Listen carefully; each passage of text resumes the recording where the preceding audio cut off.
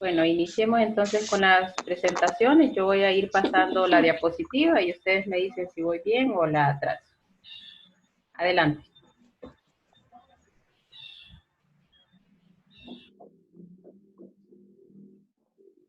Bien. Buen día, compañeros. Buen día, licenciada. Hoy les vamos a hablar sobre lo que son los temblores o sismos. Vamos a ver cuáles son las causas que lo provocan. Vamos a ver, conocer la clasificación. Y pues para empezar, se pueden clasificar en función de que lo origina. Los sismos pueden ser generados por diferentes razones y pueden ser generados de forma naturales y de forma artificiales. Bueno, de forma naturales, siguiente diapositiva, pues tenemos que a veces son provocados por fallas de la placa tectónica, ya sea por accidentes volcánicos o de colapsos. Entonces son denominados tectónicos, volcánicos y de colapso. Como les decía, dentro de los tectónicos se generan por actividad propia de las placas tectónicas. Estos sismos se han definido dos clases: la interplaca, ocasionado por las interacciones en las zonas de contacto entre las placas, y los de intraplaca, que se generan en la parte interna de las placas, aún en zonas donde se ha llegado a suponer un nivel nulo de sismicidad. Era un chiquito arriba. Permítanme.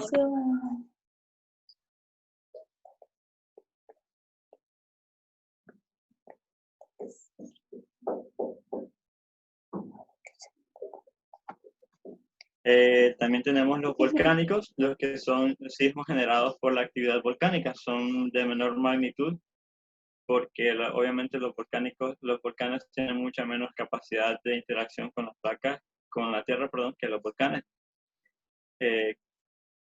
Y tenemos los de colapso, que simplificado es cuando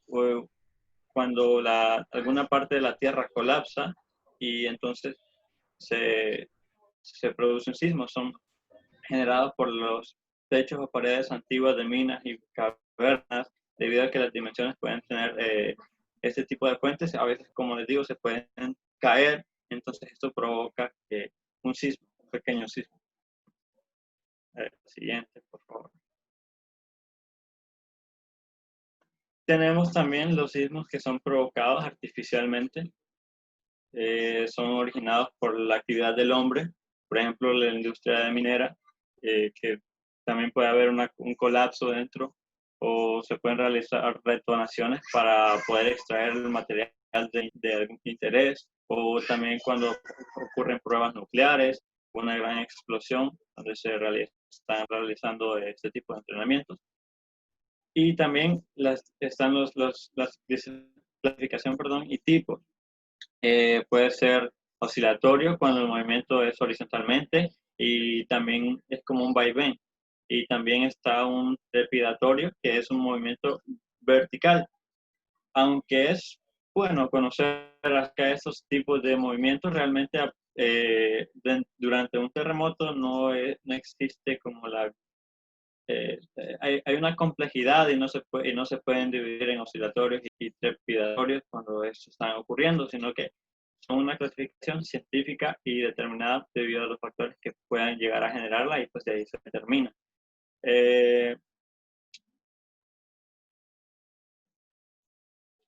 Como les decía, ya vimos las posibles causas, ahora vamos a entrarnos mucho más dentro de las causas.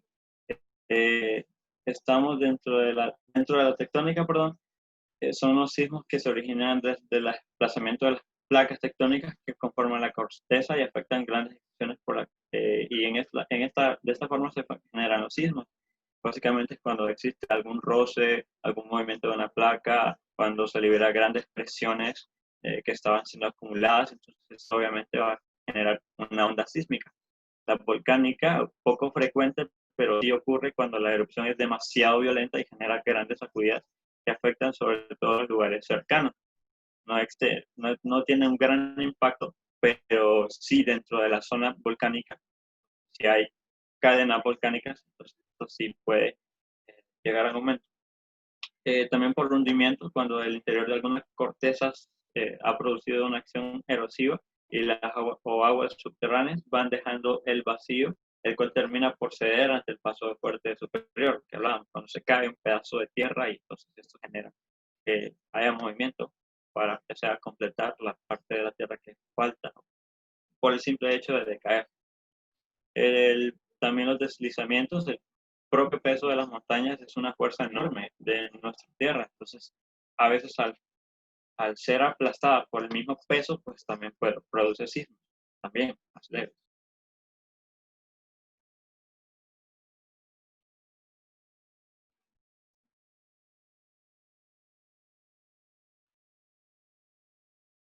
Ya estamos viendo lo que son las actividades artificiales, que son las explosiones atómicas realizadas por un ser humano. Al parecer tienen una relación con los movimientos sísmicos. Obviamente una gran explosión de este tipo, ya sea nuclear, pues obviamente va a generar también una onda sísmica.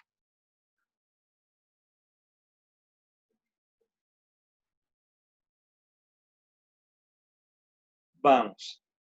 Para medir la magnitud, sobre la intensidad y todo, existen varias formas de hacerlo. Para empezar, voy a aclararles de que temblor, sismo y terremoto se nos está refiriendo al mismo fenómeno, que realmente se les determina temblor, sismo, terremoto por la magnitud o la intensidad, pero realmente se refiere al mismo fenómeno y está producido por las mismas cosas. Entonces, tenemos que los sismos se pueden medir en diferentes escalas. La más conocida, la que ustedes han escuchado, es la de Richter. También es conocida mundialmente otra que se llama magnitud local, y la intensidad de Mercalli modificada. Son diferentes escalas con las que se puede medir un sismo. La Richter, la que todos conocemos, es utilizada para comparar la intensidad de los sismos. Es como con qué tanta intensidad era la onda sísmica. Y se va determinando a través del, no sé si alguna vez han visto en películas o en la televisión que están midiendo por un lápiz, va midiendo con ritmo según el sismo que se está percibiendo. Tenemos los grados, son del 1 al 3, del 4 al 6, del 7 al 9, del 10 al 12. Jamás se ha producido un sismo mayor a 10. Creo que el mayor ha sido de 9.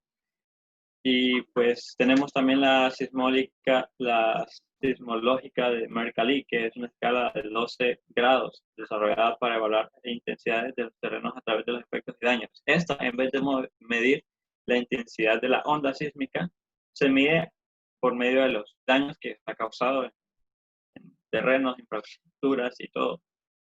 Del 1 al 3, pues tenemos que son bien leves. En el 1 es imperceptible, en el 2 es una débil intensidad que solo se percibe por algunas personas en reposo o en personas ubicadas en altos edificios. La de 3 es grado 3, es demasiado débil, también se percibe en interiores de los edificios.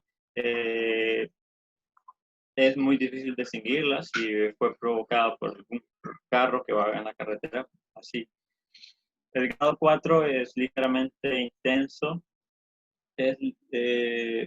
Los objetos que están colgando empiezan a vacilar. Se puede notar que en las aguas, a veces cuando tenemos agua, pues se mueve un poquito. En el grado 5 es de moderada intensidad.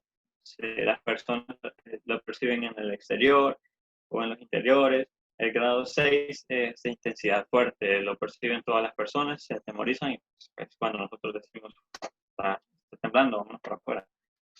El grado 7 pues ya es bastante fuerte, los objetos colgantes empiezan a estremecer, es posible que caigan trozos de estucos o ladrillos, cosas que teníamos pues ahí ubicados. El grado 8 se le denomina cuando es demasiado intenso, es de severa intensidad y se hace difícil e inseguro para el manejo de vehículos. Y es más, cuando estamos caminando y genera un sismo de 3 grados, pues se dificulta un poco caminar.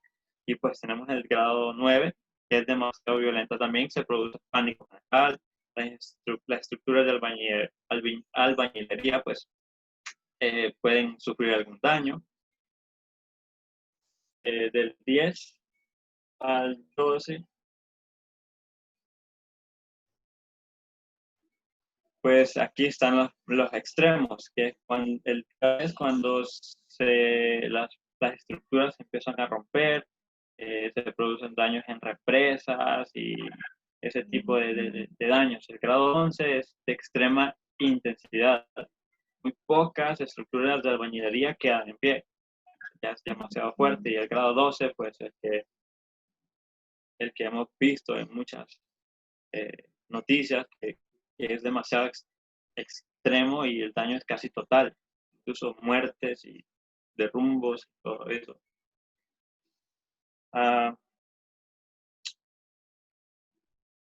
No sé si todavía tenemos tiempo porque vamos demasiado. Sí, lo puedo mencionar un poco si quiere, Licia. Bueno, en este caso solo sería hablar en general sobre, Sí. si quiere hasta aquí lo dejamos, ¿verdad? Y esta parte se la voy a hablar un poquito yo, porque como saben ustedes, cuando hay un sismo, nosotros tenemos que tener ciertas precauciones, ¿verdad? Como bien ha estado explicando Henry, pues hay ciertas escalas que se miden dependiendo de los movimientos que hay, ¿verdad? Creo que tal vez el grupo de temblores va a hablar un poco, de terremotos, perdón, va a hablar un poco de los epicentros y los hipocentros, para que podamos entender dónde es que se da el centro del movimiento tectónico o del movimiento de las placas y por qué nosotros lo podemos sentir en zonas alejadas, ¿verdad? Como sabemos, esta parte donde están viendo ahorita es la mitigación de desastres. ¿Qué tiene que hacer uno antes, durante y después de todos esos procesos? Como sabemos, los temblores pues es algo bien impredecible, no es que vamos a decir hoy va a temblar o mañana va a temblar, sino que de repente aparece y como tal se tiene que tener ciertas medidas, ¿verdad? Le dicen a uno si es un temblor de una cierta magnitud, digamos entre 4 a 6, ahí sí pueden ponerse en el marco de la puerta porque los marcos se aguantan con esos sismos, se pueden colocar debajo de una mesa, pero dependiendo de la intensidad, hay momentos donde definitivamente lo que tienen que hacer es salir corriendo, ¿verdad? O no corriendo a lo loco, porque también sabemos que eso causa problemas, ¿verdad? Pero salirse de las casas cuando los temblores suben de 8 hacia arriba, porque sabemos va a haber una destrucción, ¿verdad? Y no digamos en el 12. Situaciones como estar en edificios muy altos, pues hay que bajar, no por el ascensor, sino que por las escaleras. Si estamos en una zona pública, pues irse a un lugar donde esté más despejado. Y cuando se está en los carros o en cualquier transporte, lo mejor es salirse de ellos, ¿verdad? Porque hemos escuchado muchos desastres de trenes en otros países o de autobuses. Bueno, muy bien. Entonces vamos a avanzar con el grupo de tsunamis. No sé si ya está listo.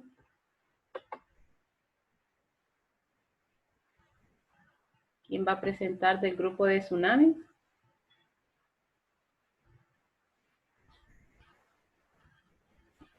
Vamos a presentar todo.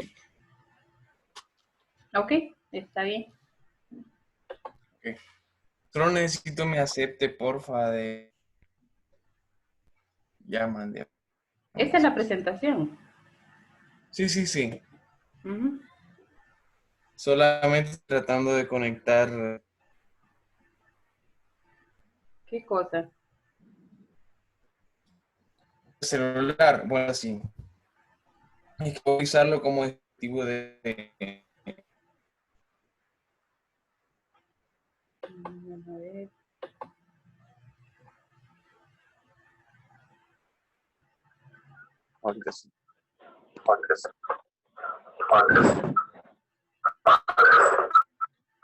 Avanzamos con la presentación, Will. Solamente estoy tratando de la información. Ahorita. Uh-huh. Sean todos muy bien, como ya lo mencionó, vamos a hablarles un poco de los tsunamis. Los tsunamis, que todos tenemos cierta definición, escuchado, pero vamos a hacer una mapa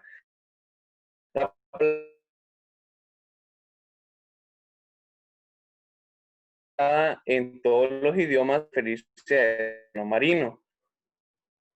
Realmente también se le llama maremoto, pero expertos señalan que no es exacto de una marea grande y no tanto como tal. Un tsunami es un conjunto de olas producidas por una de agua debido a un enorme empuje. Estas fuerzas pueden ser originadas por un terremoto submarino, una erupción volcánica.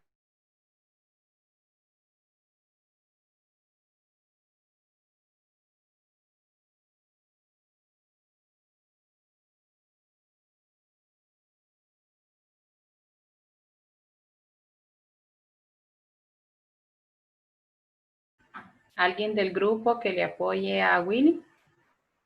Que parece que no se puede conectar bien.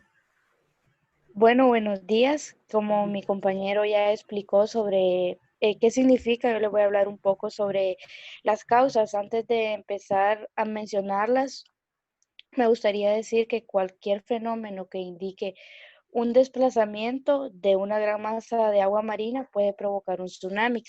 Ahora, los terremotos submarinos son aquellos que se producen por el desplazamiento de las placas tectónicas.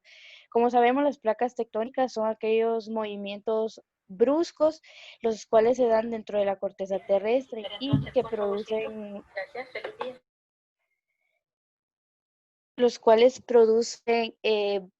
fallas o quiebres. Es bueno decirlo que no todos los terremotos submarinos provocan los tsunamis, sino aquellos que tienen como mayor intensidad. Los derrumbes o erupciones es otra de las causas. Los derrumbes se producen en la montaña o un glaciar. El glaciar, no sé si, bueno, la mayoría creo que sabemos que un glaciar es es una masa de hielo que se encuentra en la parte más alta de la montaña. Entonces, ¿qué sucede? Cuando esta masa se quiebra o se rompe, se produce un deslizamiento y esta agua es la que se arrastra. Las erupciones volcánicas no solo pueden ser superficiales, sino que submarinas.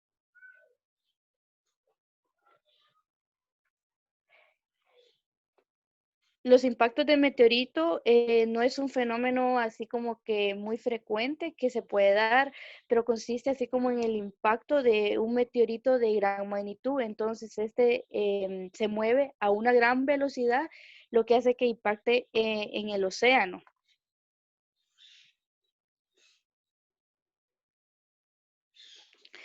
También existen como los cambios bruscos de presión atmosférica y las explosiones submarinas.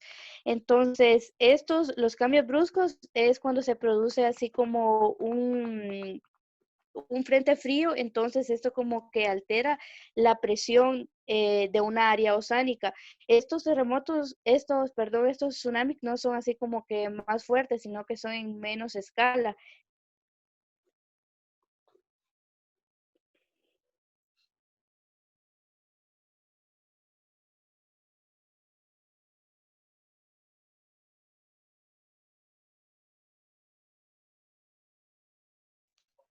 Y también tenemos los tipos de tsunami, que es el tsunami tectónico, que es aquel que se produce por las placas tectónicas. Los tsunamis por erosión, que es por la erosión ya sea de magma o cualquier otra cosa. Y tsunamis volcánicos y tsunamis por meteorito, que es prácticamente lo que yo les hablaba anteriormente.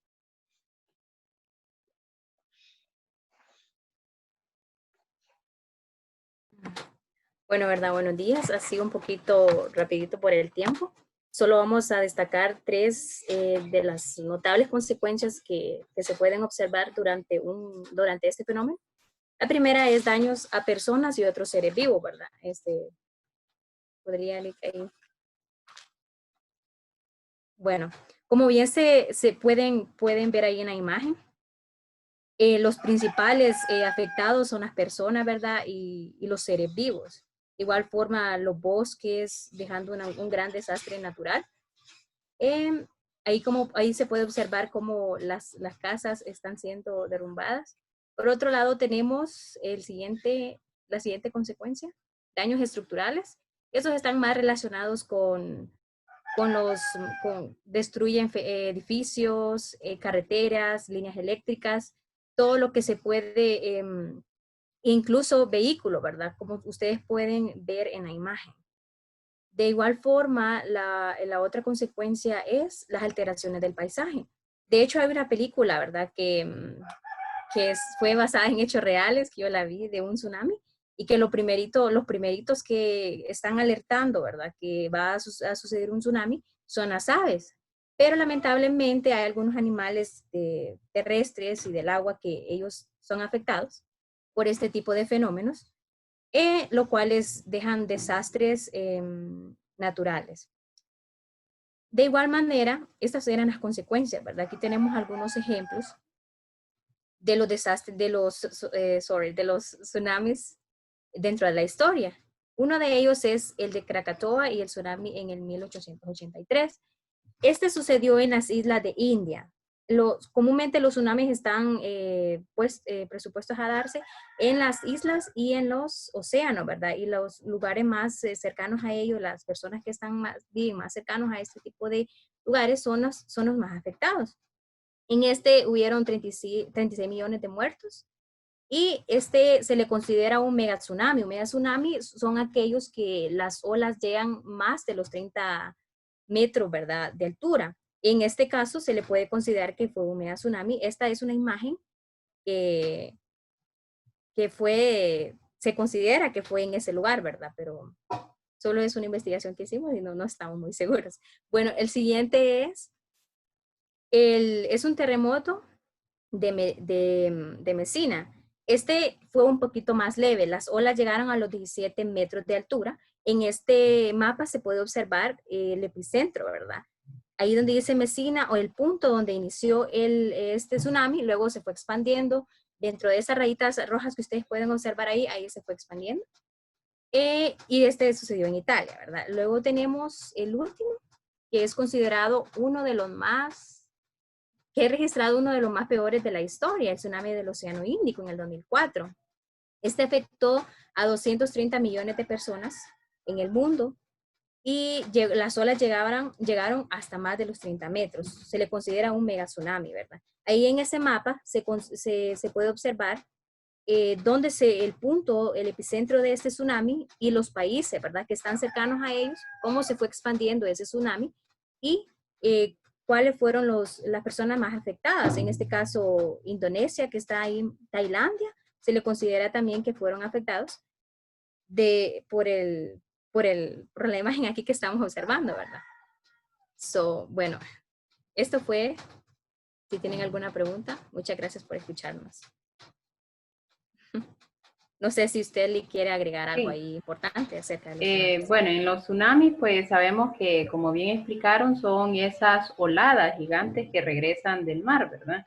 Que obviamente van a caer en tierra, pero van a regresar nuevamente al mar. Una de las grandes consecuencias es lo que hablaban sobre la contaminación, al final de cuentas, ¿verdad? Ustedes escucharon hace poco, bueno, digo hace poco, hace unos cuantos años, de un tsunami en Japón que devastó toda una ciudad y lastimosamente se llevó una planta nuclear. Y esa planta nuclear generó grandes consecuencias en toda la zona y también a nivel mundial. Toda la lluvia que en ese momento caía, pues lo denominábamos como lluvias ácidas. Y son lluvias que destruyen cultivos y dañan a la piel de las personas, ¿verdad? En ese sentido, pues los tsunamis son cuestiones naturales, a excepciones de las que se pueden hacer a partir de bombas nucleares, por ejemplo. Y pues si, digamos, en Honduras hubiera un tsunami, a veces dan noticia, ¿verdad?, de que tsunami. Si un tsunami llegara a Honduras, pues lastimosamente devastaría casi la mitad del país, o si no es que todo, ¿verdad? Porque imagínense, uno de los datos que estaban dando son 17 metros de altura. Entonces sería pues llevarse casi todo un departamento, llevarse toda una costa. Esos tsunamis ya sabemos que son cuestiones naturales que no se pueden igualmente predecir, pero sí se pueden observar a cierto tiempo, ¿verdad? Porque el tsunami da tiempo de que después de que se mire que el mar está entrando demasiado hacia adentro, entonces ya los pobladores saben de que va a regresar, ¿verdad? Y por tanto tienen que evacuar esos lugares. No siempre se da de forma tan explícita, pero casi siempre pues se da esa oportunidad. Bueno, muy bien. Vamos a volver a entrar. Voy a cerrar la sesión porque ya nos queda poquito tiempo y vamos a empezar nuevamente. El mismo link, ¿verdad? Sí, con el mismo enlace volvemos a entrar. Okay.